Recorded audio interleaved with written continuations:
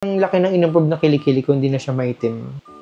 Story time tayo guys. Meron kasi akong kaibigan 4 years ago. Wala namang masyadong amoy yung underarm niya. Actually, na-overpower na ng yung mga ginagamit niya. One time guys, pauwi na kami ng galing volleyball. Medyo nakita ng gilid ng mata ko yung underarm niya. And napansin ko, medyo nagda-dark. And dahil alam ko sa mga ginagamit niya sa Dio yun. Which is natatapang yung mga amoy. So na-recommend ko sa kanya tong Dio Plus dahil meron siyang minimal na amoy. Confident ako na recommend ko sa kanya tong Dio Plus na to dahil powder lang siya. And madali lang niya i-absorb yung pawis sa underarm. And dahil active nga kami sa mga activities tulad ng volleyball, napansin ko guys sa kilikili niya, ang laki ng in-improve dahil sa ginagamit niyang Dio Plus na nirecommend ko sa kanya. And nawala yung 100% na amoy. Kasi minsan kasi guys, nagiging kakampi ko siya. And sobrang natutuwa ako kasi ang laki talaga ng in-improve ng kilikili niya. And of course guys, matagal ko itong ginagamit.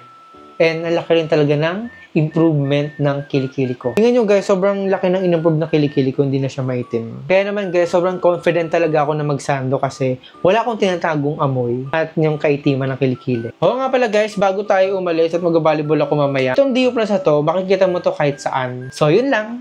Bye-bye!